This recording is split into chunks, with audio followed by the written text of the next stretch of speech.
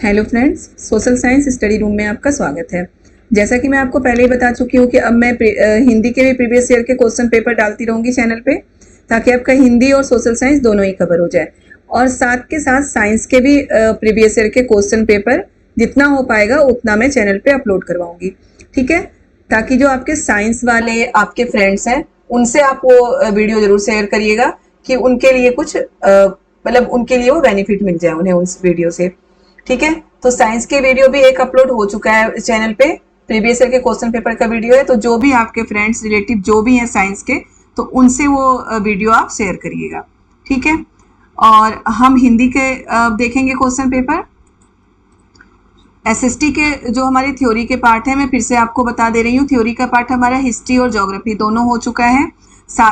History और geography 6 to 8 का मैं हमारा थ्योरी का पार्ट पूरा हो चुका है। पॉलिटी 6, 7 पूरा हो चुका है, अब 8th रह गया। तो 8th की पॉलिटी में कराती चलूंगी, साथ के साथ हम प्रीवियस ईयर के क्वेश्चन पेपर करेंगे, मैराथन क्लासेस करेंगे। ओके, तो ये है हमारा सितंबर 2015 का प्रीवियस ईयर का क्वेश्चन पेपर हिंदी का।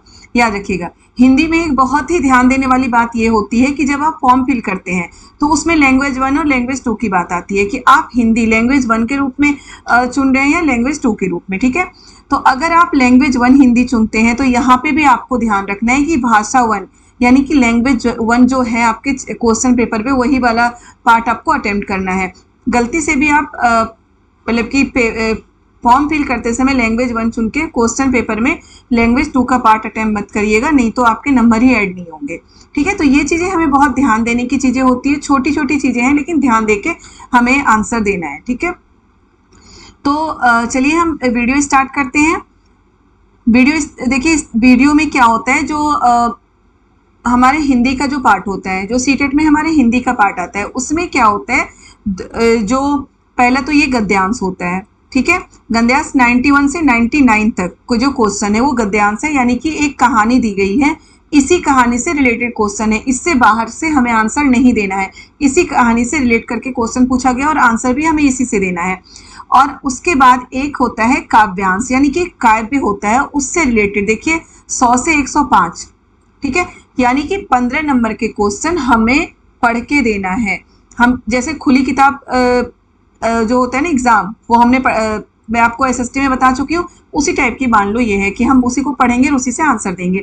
तो 15 नंबर याद रखिएगा कि ये 15 नंबर में तो आपको बिल्कुल मिस नहीं करना है। 15 नंबर में 15 नंबर लेके आना है, क्योंकि हमें कहीं बाहर से आंसर देना ही नहीं है, हमें कोई रटना नहीं है, समझना नहीं है, पहले से कुछ भी पढ़ना नहीं है, वहीं पे पढ़िए और उसी से आंसर दीजिए।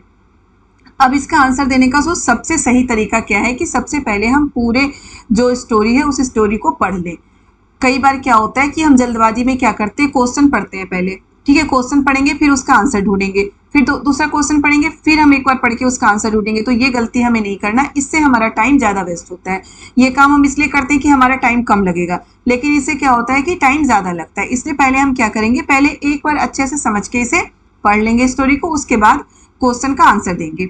देखिए स्टोरी क्या है, किसी को देखने के लिए आंख की नहीं दृष्टि की आवश्यकता होती है। ओके, आंखों से तो सब देखते हैं, दृष्टि का मतलब क्या होता है कि समझ के देखना कि जो सामने व्यक्ति है वो किस तरीके का व्यक्ति है, तो वो दृष्टि कहलाते हैं, ठीक है। स्वामी विवेकानंद का यह कथन इस महिला के जीवन का दर्शन बन गया। इसी जीवन दर्शन के सहारे उन्होंने एक और कठिनाइयों का सामना किया तो दूसरी ओर सफलता का मार्ग ढूंढा और उस पर निर्भयता से बढ़ चली। जी हाँ, हम बात कर रहे हैं मुंबई की रेवती रॉय की, ठीक है। रेवती रॉय वह महिला है जिन्होंने महिलाओं की कठिनाइयों को ध्यान में रखकर केवल उन्हीं की सुविधा के लिए फॉर्सिस नाम के कैब सेवा प्रारंभ की।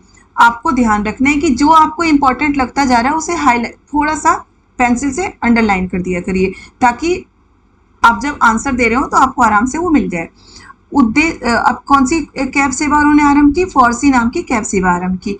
उद्देश्य स्पष्ट था, कामकाजी और जरूरतमंद महिलाओं को अपने शहर में सुरक्षित सफर का भरोसा दिलाना, ठीक है। कामकाजी जरूरतमंद महिलाओं को अपने शहर में सुरक्षित सफर का भरोसा दिलाना। यह सेवा उन महिलाओं के लिए वरदान साबित हुई जिन्हें महानगरों में मुंह बाए बैठे अपराधी तत्वों पर या पर पीड़ा से आनंद लेने वालों से प्राय जूझना पड़ता है। तो किसके लिए थी यह सेवा, वैसी महिलाओं की, ये जो कामकाजी थी और जिन्हें अपराधी तत्वों या परपीड़ा में आनंद लेने वालों से प्रायः जूझना पड़ता है।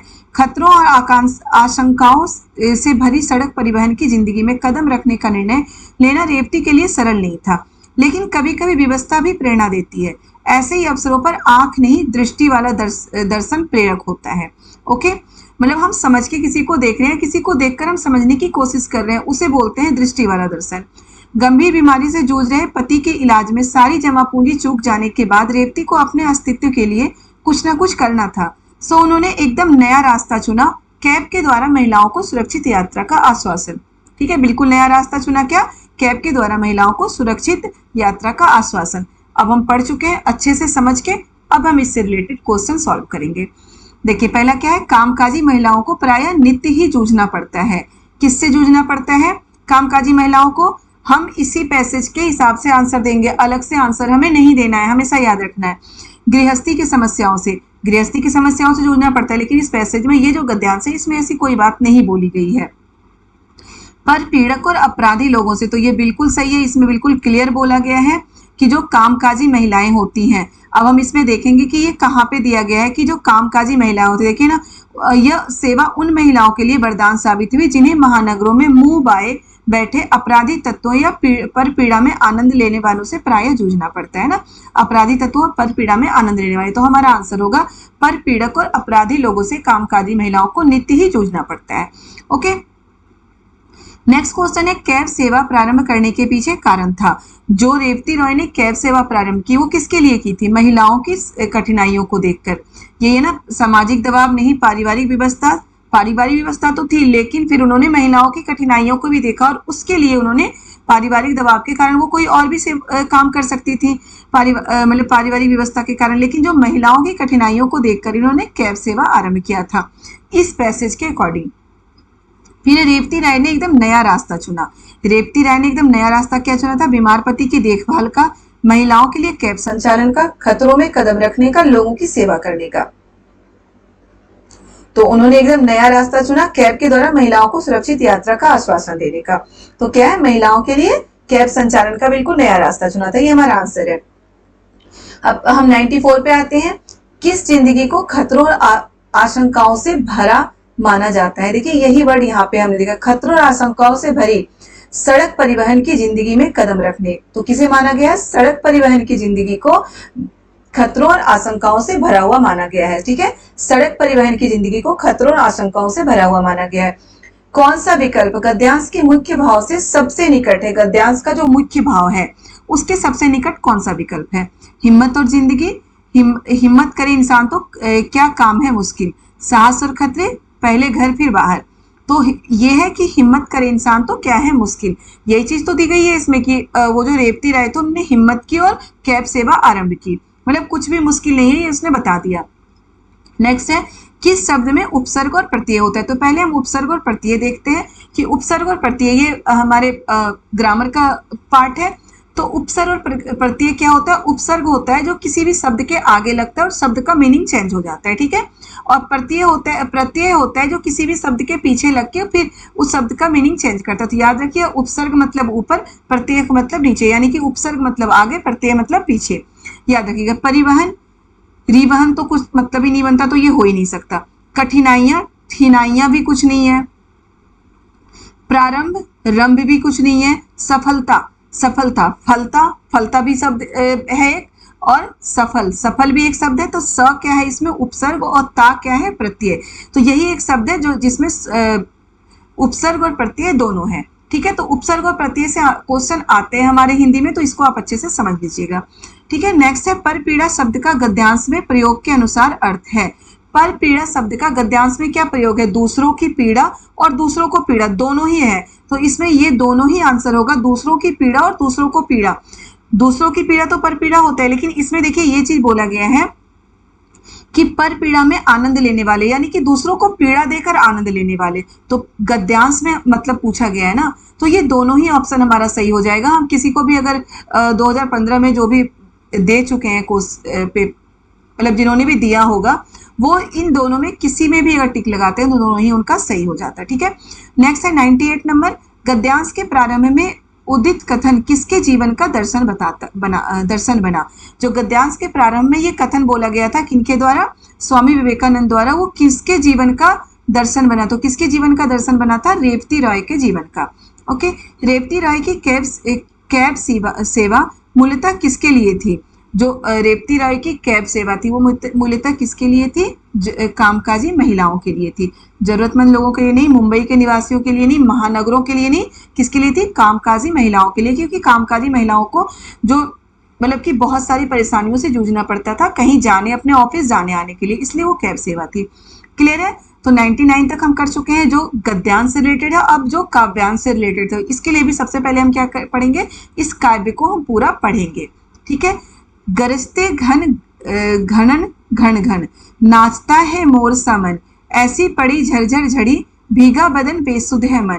आज वर्षा अजब आई, बस रही है मस्त पुरवाई, बह रही है मस्त पुरवाई, नदी है द्वार तक आई, मेघों ने इसे लिपटकर सो गया सूरज, ले रहे हैं खेत अंगड़ाई, आज वर्षा गजब है आई। तो वर्षा पे ये जो भी हमारा काव्यांश है वर्षा पे है। जब बारिश होती है तो बहुत अच्छी बारिश हो रही है उसके बारे में दिया गया है।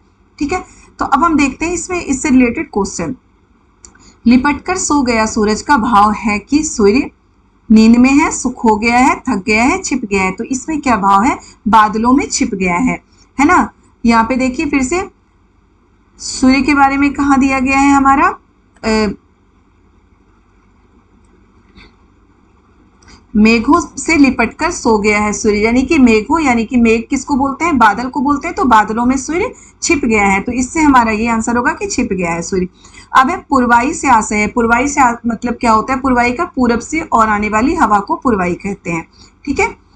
बेसुध है मन कहकर कवि बताना चाहता है कि जब बारिश हो रही है तो क्या होता है, हमारा मन बहुत प्रसन्न, बहुत खुश हो जाता है ना। हम बहुत खुश होते हैं जब बहुत भीषण गर्मी के बाद बारिश आती है। जैसे अभी गर्मी बहुत ज्यादा पड़ रही है और अभी बारिश होने लगी तो हम बहुत ही खुश हो जाएंगे, बिल्कुल हो जाएंगे। तो यही है बेसुध है मन कहकर कवि बताना चाहता है कि बेसुध हो जाता है मन जब बारिश आती है गर्मी के बाद। तो क्या होता है, हमारा मन बिल्कुल मस्त हो जाता है। ओके, पानी में भीग जाता है, नहीं गाने लगता है, झूमने लगता है, गाने और झूमने लगता है। लेकिन इसके अकॉर्डिंग क्या है कि मस्त हो जाता है, हमारा मन बिल्कुल मस्त हो जाता है, बहुत ही खुश हो जाते हैं हम अगर गर्मी के बाद फिर से बारिश आती है तो। खेत अंगड़ाइयां ले रहे हैं क्योंकि सूर्य दिखाई नहीं दे रहा। सूर्य के सो जाने से उन्हें भी नींद आ रही है, सुबह हो गई है, वो नींद से जाग रहे हैं, उन्हें बहुत आनंद आ रहा है। तो हम फिर से यहाँ पे देखेंगे कि खेत, देखिए मेघों से लिपटकर सो गया सूरज, ले रहे हैं खेत अंगड़ाइयां। तो यही है ना, पहले क्या है, मेघों से लिपटकर सो गया सूरज, तो सूर्य सो गया है इसलिए खेत भी क्या है, अंगड़ाइयां ले रही है। ठीक है। तो क्या है, सूर्य के सो जाने से उन्हें नींद आ रही है। तो ये है हमारा 103 का आंसर। अब है क्वेश्चन नंबर 104। गरजते घन घन में अलंकार है। गरजते घन में अलंकार कौन सा है, अनुप्रास अलंकार है। ठीक है। अब नीचे है मन की उपमा किससे दी गई है। मन की उपमा देखिए मोर से दी गई है। सबसे पहले नाचता है मोर सा मन, किसके तरह नाच रहा है, मोर सा मन नाच रहा है हमारा। तो मन की उपमा किससे दी गई है, मोर से दी गई है। तो ये हमारा 105 नंबर पक्का। ठीक है, सॉरी 105 तक हमारा सही हो गया, तो हमारा 15 नंबर बिल्कुल पक्का है सीटेट में। क्लियर है। पैसेज वाले जो भी हैं हमारे गद्यांश और काव्यांश, उसमें आपको एक भी गलत नहीं करना, सारे ही करना है। और जब मेरे मुंह से 105 नंबर पक्का निकला है तो आप 105 से ज्यादा लेके आएंगे। ठीक है। चलिए अब हम देखते हैं आगे के क्वेश्चन। अब याद रखिएगा कि पेडालॉजी के क्वेश्चन इसमें मिलेंगे या फिर कुछ ग्रामर के पार्ट मिलेंगे। ओके, देखिए क्या है, 15 क्वेश्चन तो हो गया। 15 क्वेश्चन में कुछ ज्यादा पेडालॉजी के होते हैं और ग्रामर के थोड़े से 2-4 ग्रामर के मिलेंगे हमें। सबसे पहला क्वेश्चन है, सतत आकलन का उद्देश्य यह जानना है। सतत आकलन क्या होता है, बच्चे किस तरह से सीख रहे हैं। हम बच्चों का आकलन क्यों करते हैं, यही देखने के लिए, उसको नंबर देने के लिए या फिर बच्चों को पनिशमेंट देने के लिए, इन चीजों के लिए हम उसका आकलन नहीं करते हैं। क्यों करते हैं आकलन, कि वो कितना सीख रहे हैं, किस तरह से सीख रहे हैं, ये देखने के लिए आकलन करते हैं। ठीक है। तो इसमें ऑप्शन नंबर पहला है, बच्चों ने कितना सीखा, ये देखने के लिए हम बिल्कुल नहीं करते। बच्चों ने क्या सीखा, बच्चे कैसे सीखते हैं और बच्चे क्यों नहीं सीखते, क्यों नहीं सीखते ये नहीं करते, क्या सीखा ये नहीं, बच्चे कैसे सीखते हैं। सतत आकलन का मतलब ये है कि बच्चे कैसे सीखते हैं, इसके लिए सतत आकलन होता है कि एक मतलब कि हमेशा ही बच्चों का आकलन करते रहे, बच्चों से हम पूछते रहें कि क्या उन्होंने पढ़ा है, क्या सीखा है। नेक्स्ट क्वेश्चन है, जब शिक्षिका पूछती हैं कि हम भी सफल होंगे, हम भी सफल होंगे, याद रखिएगा, इस वाक्य में भी लगने से अर्थ में क्या अंतर आता है।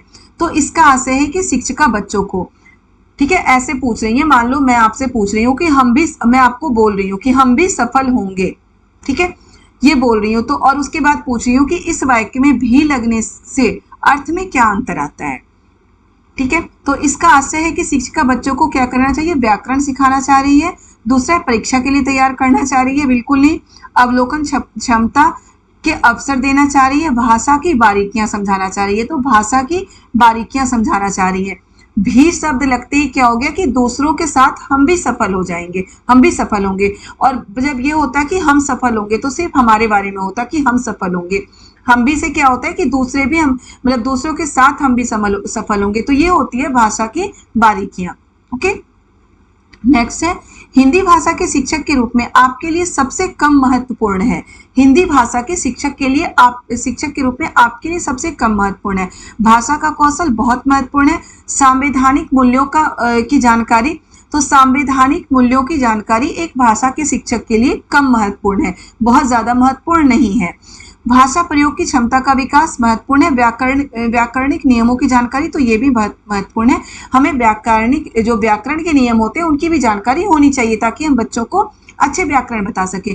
तो संवैधानिक मूल्यों की जानकारी होती, ये कोई खास महत्वपूर्ण नहीं है एक भाषा के या हिंदी भाषा के शिक्षक के लिए, ठीक है। तो हमारा ऑप्शन नंबर 2 सही है। नेक्स्ट है, साहित्य की किस विद्या से शिक्षण में सस्वर पठन सर्वाधिक अपेक्षित है। साहित्य की किस विद्या के शिक्षण में सस्वर पठन सर्वाधिक अपेक्षित होता है, एकांकी के लिए, जीवनी के लिए नहीं, आत्मकथा के लिए, संस्मरण के लिए नहीं, सस्वर पठन यानी कि जोर जोर से पढ़ना, बोल के पढ़ना, तो वो एकांकी के लिए ये सबसे ज्यादा अपेक्षित है। एकांकी क्या होता है कि एक स्टोरी होती है, उसमें एक ही स्टोरी होती है, किसी एक टॉपिक पे होती है, उसे हम एकांकी कहते हैं। अब देखिए आगे है, उच्च प्राथमिक स्तर पर हिंदी भाषा में अभिव्यक्ति परखने के लिए आप किस प्रश्न को सर्वाधिक महत्वपूर्ण समझेंगे।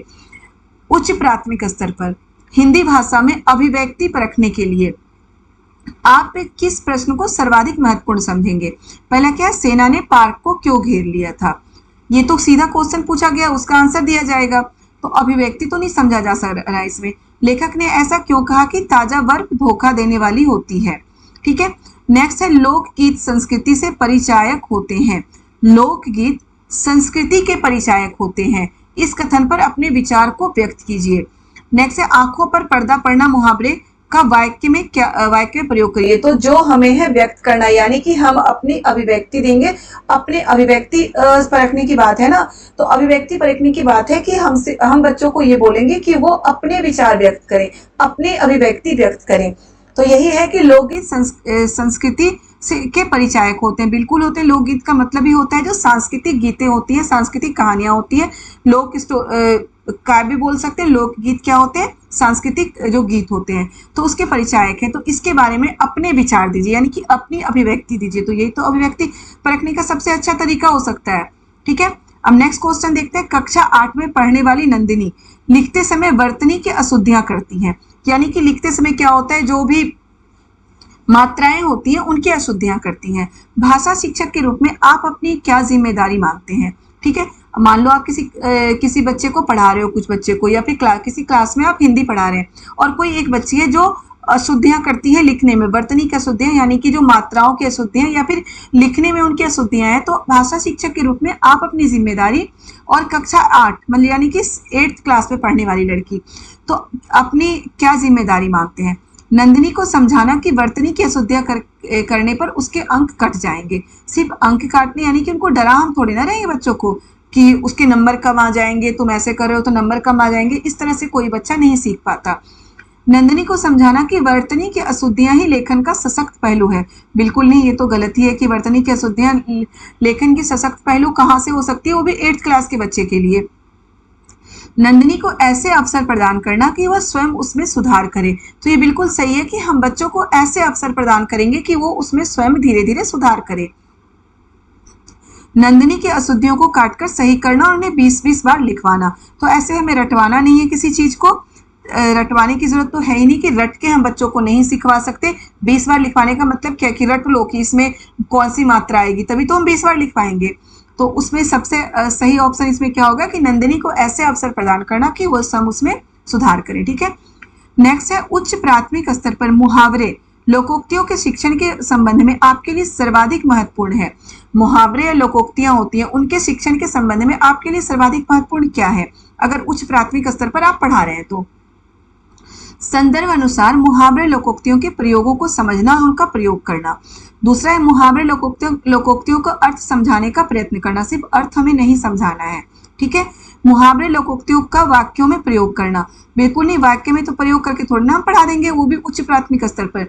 अधिक से अधिक मुहावरे लोकोक्तियों के प्रयोग द्वारा भाषा को अलंकृत करना, तो ये भी नहीं है। उच्च प्राथमिक स्तर पर सबसे सर्वाधिक महत्वपूर्ण की बात की गई है ना, तो सर्वाधिक महत्वपूर्ण ऑप्शन हमारा फर्स्ट है कि संदर्भ अनुसार जो मुहावरे लोकोक्तियां हैं उसके अनुसार मुहावरे लोकोक्तियों के प्रयोगों को समझना और उनका प्रयोग करना। संदर्भ अनुसार जो भी स्थिति है उसके अनुसार उनको लोकोक्तियों के प्रयोगों को समझना और उनका प्रयोग करना, ये है हमारे उच्च प्राथमिक स्तर पर मुहावरे लोकोक्तियों के शिक्षण के संबंध में ध्यान देने की बातें। ओके, कि क्या संदर्भ है, उस अनुसार हम मुहावरे लोकोक्तियों को किस तरह से प्रयोग में ला सकते हैं। तो ये होती है उच्च प्राथमिक स्तर पर मुहावरे लोकोक्तियों के शिक्षण के संबंध में सर्वाधिक महत्वपूर्ण बात। अब नेक्स्ट है निम्नलिखित में से कौन सा प्रश्न संदर्भ में व्याकरण शिक्षण को पुष्ट करता है। निम्नलिखित में से कौन सा प्रश्न संदर्भ में व्याकरण शिक्षण को पुष्ट करता है, यानी कि और स्ट्रॉन्ग बनाता है। क्या है, घर घर शब्द युग्म का प्रयोग करते हुए 2 वाक्य बनाइए। ठीक है, दूसरा घर घर आपकी ही चर्चा है, वाक्य में घर शब्द की पुनरावृत्ति से अर्थ पर क्या प्रभाव पड़ता है। नेक्स्ट है घर घर पुनरुक्त शब्द युग्म है, इसी तरह के 2 और शब्द युग्म बनाइए। फिर है घर घर पुनरुक्त शब्द युग्म है, दिए गए शब्द समूह में से एक ऐसे शब्द युग्म छाटिए। इसमें सब में क्या दिया गया है, 2-2 शब्द बनाइए, शब्द युग्म छाटिए। तो बिल्कुल क्लियर है कि ये नहीं होगा, हमारा ऑप्शन 2 ही सही होगा, क्योंकि सबसे पुष्ट यानी कि सबसे सही व्याकरण शिक्षण कौन सी होगी कि घर, हम बच्चों को बोलेंगे कि घर घर आपकी ही चर्चा है, वाक्य में एक वाक्य लिख देंगे घर घर आपकी ही चर्चा है, वाक्य में घर शब्द की पुनरावृत्ति से अर्थ पर क्या प्रभाव पड़ता है। तब उनसे पूछेंगे इसमें घर शब्द की जो पुनरावृत्ति है कि घर घर 2 बार जो बोला गया, इससे अर्थ पर क्या प्रभाव पड़ रहा है, ऐसे क्वेश्चन हम बच्चों से पूछेंगे। ठीक है, अब है नेक्स्ट क्वेश्चन, उच्च प्राथमिक स्तर पर हिंदी भाषा की पाठ्य पुस्तक का निर्माण करते हुए आपके लिए सबसे कम महत्वपूर्ण है। हिंदी भाषा की पाठ्य पुस्तक का निर्माण करना है तो उसके लिए सबसे कम महत्वपूर्ण क्या है, समस्त व्याकरणिक बिंदुओं का समावेश। हिंदी भाषा की पाठ्य पुस्तक में समस्त व्याकरणिक बिंदुओं का समावेश नहीं होता है। ओके, भाषा की विविध घटाओं को समेटने वाले पाठ, बिल्कुल भाषा की विविध घटाओं को, यानी कि सभी भाषाओं को, मतलब विविध घटाओं को, जो इंपॉर्टेंट चीजें हैं उनको समेटने वाले पाठ सबसे कम महत्वपूर्ण पूछा गया ना, तो ये तो है ही।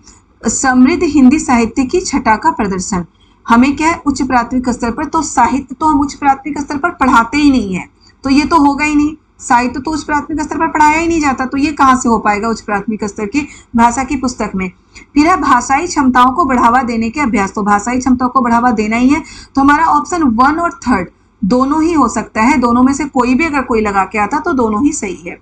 नेक्स्ट है किसी रचना के बारे में स्वतंत्र राय बनाने का आत्मविश्वास विकसित करने के लिए आवश्यक है। किसी रचना के बारे में स्वतंत्र राय हम कैसे बना सकते हैं, साहित्य बोध और छंद बोध, भाषा बोध और साहित्य बोध, तो बिल्कुल सही है भाषा बोध और साहित्य बोध। ठीक है, कि भाषा का भी ज्ञान होना चाहिए और साहित्य का भी हमें ज्ञान होना चाहिए। ओके, तभी हम किसी रचना के बारे में स्वतंत्र राय बना सकते हैं, तभी में एक अंदर से आत्मविश्वास हो सकता है कि हाँ हम इस तरह के काम कर सकते हैं कि भाषा का भी ज्ञान हो और साहित्य का भी ज्ञान हो। नेक्स्ट है बच्चों के लिए अतिरिक्त पठन सामग्री क्यों विकसित की जाती है। बच्चों के लिए अतिरिक्त पठन सामग्री जो कि एक्स्ट्रा बुक्स वगैरह होते हैं, जो एक्स्ट्रा पठन सामग्री है, वो क्यों विकसित की जाती है। भाषा ज्ञान बढ़ाने एवं साहित्यकारों में रुचि जगाने के लिए, भाषा ज्ञान बढ़ाने और सामान्य ज्ञान में रुचि जगाने के लिए, पढ़ने में रुचि जगाने व भाषा ज्ञान में वृद्धि करने के लिए, तो ये बिल्कुल सही है, पढ़ने में रुचि जगाने और भाषा ज्ञान में वृद्धि करने के लिए। ठीक है, अब नेक्स्ट है हमारा उच्च प्राथमिक स्तर पर भाषा शिक्षण का एक महत्वपूर्ण उद्देश्य है। उच्च प्राथमिक स्तर पर भाषा शिक्षण का, बेटा ऐसे क्वेश्चन बार बार आते हैं कि उच्च प्राथमिक स्तर पर भाषा शिक्षण का क्या उद्देश्य है और क्या महत्वपूर्ण उद्देश्य है या फिर क्या उद्देश्य नहीं है, तो ये आपको याद रखना है। महत्वपूर्ण उद्देश्य भाषा के व्याकरण को कंठस्थ करना, तो व्याकरण को कंठस्थ करना नहीं है उद्देश्य। साहित्यिक विधाओं में रचना रखना, मैं आपको पहले बोल चुकी, साहित्य हम पढ़ाते ही नहीं है उच्च प्राथमिक स्तर पर। भाषा की नियमबद्ध प्रकृति को पहचानना, तो बिल्कुल सही है, भाषा की नियमबद्ध प्रकृति को पहचानना है बच्चों को। भाषा में के आलंकारिक रूप को पहचानना, तो आलंकारिक रूप को पहचानना भी उच्च प्राथमिक स्तर पर सबसे महत्वपूर्ण, भाषा शिक्षण का एक महत्वपूर्ण उद्देश्य क्या होता है, भाषा की नियमबद्ध प्रकृति को पहचानना। ठीक है, कि नियमबद्ध प्रकृति उनकी क्या होती है। नेक्स्ट है, निम्नलिखित कार्य क्षेत्रों से जुड़ी प्रयुक्तियों से विद्यार्थियों को परिचित कराया जाना चाहिए। इस कथन में प्रयुक्ति से तात्पर्य है क्या है, विभिन्न कार्य क्षेत्रों से जुड़ी प्रयुक्तियों से यानी कि तरीकों से विद्यार्थियों को परिचित कराया जाना चाहिए। इस कथन में प्रयुक्ति से तात्पर्य है भाषा के नियम, शब्दों की उत्पत्ति, विभिन्न भाषा उदाहरण, विशिष्ट भाषा प्रयोग। तो विशिष्ट भाषा प्रयोग, विभिन्न कार्य क्षेत्रों से जुड़ी प्रयुक्तियों से विद्यार्थियों को परिचित कराना चाहिए। तो विशिष्ट भाषा का प्रयोग यानी कि विभिन्न विभिन्न कार्य क्षेत्रों में किस तरह के भाषा का प्रयोग होता है, उस चीज से विद्यार्थियों को हमें परिचय कराना चाहिए। यहाँ पर प्रयुक्ति का यही तात्पर्य है। ओके, अब नेक्स्ट है, भाषा शिक्षण की किस विधि में मातृभाषा को मध्यस्थ नहीं रखा जाता है। भाषा शिक्षण की किस विधि में मातृभाषा का मध्यस्थ नहीं रखा जाता है। अनुवाद विधि, अनुवाद विधि में तो हम मातृभाषा को मध्यस्थ रखते ही हैं, उसी से तो हम समझते हैं। व्याकरण विधि को भी रखते हैं, सूत्र विधि को भी रखते हैं, लेकिन प्रत्यक्ष विधि जो होता है उसमें मातृभाषा को हम मध्यस्थ नहीं रखते हैं। ठीक है, नेक्स्ट है जो लास्ट क्वेश्चन है हमारा, भाषा शिक्षण के संदर्भ में किसी शिक्षक के लिए सर्वाधिक महत्वपूर्ण है। अब भाषा शिक्षण के संदर्भ में किसी शिक्षक के लिए सर्वाधिक महत्वपूर्ण क्या है, निर्धारित पाठ्यपुस्तक को पूरा करना, परीक्षा का आयोजन करना। निर्धारित पाठ्यपुस्तकों से पूरा करना थोड़ी ना शिक्षक का उद्देश्य होता है, परीक्षा का आयोजन करना ये भी नहीं है, पाठ्यचर्या सहगामी क्रियाओं का आयोजन करना ये भी नहीं है, भाषा प्रयोग के अधिक अवसर प्रदान करना। अगर हम लैंग्वेज पढ़ा रहे हैं, भाषा पढ़ा रहे हैं, तो किसी को वो लैंग्वेज सिखाना है तो कैसे सिखाएंगे, रटा के तो नहीं सिखाएंगे, क्या करेंगे, उसका वो प्रयोग ज्यादा से ज्यादा प्रयोग करे, तभी उन चीजों को वो सीख पाते हैं। ठीक है, तो हमारा हिंदी का ये हो चुका है, सितंबर 2015 का ये क्वेश्चन पेपर है हिंदी का, लैंग्वेज 1 है ये, इसी का लैंग्वेज 2 भी मैं कराऊंगी। तो अगला जो वीडियो डालूंगी लैंग्वेज जो सितंबर 2015 का जो लैंग्वेज 2 का वीडियो है, पार्ट है, उसका वीडियो मैं अभी बना के आपको डालूंगी, अगला वीडियो हिंदी का भी। और साथ के साथ में सोशल साइंस तो करा ही रही हूँ, वो तो मुझे कराना ही है। ठीक है, सोशल साइंस, लेकिन हिंदी भी आप करते चलिए, क्योंकि हिंदी और सोशल साइंस दोनों अगर आपका बहुत स्ट्रांग हो जाए तो फिर आप बहुत अच्छे नंबर ला सकते हैं। ठीक है बच्चों, तो वीडियो पसंद आए तो वीडियो को लाइक जरूर करिएगा, कमेंट करिएगा कि कैसा लगा आपको वीडियो, समझ में आया, आपके लिए हेल्पफुल है या नहीं ये वीडियो। और साथ ही साथ अभी तक जिन्होंने चैनल को सब्सक्राइब नहीं किया वो चैनल को सब्सक्राइब जरूर कर दें। ओके बच्चों, बाय बाय।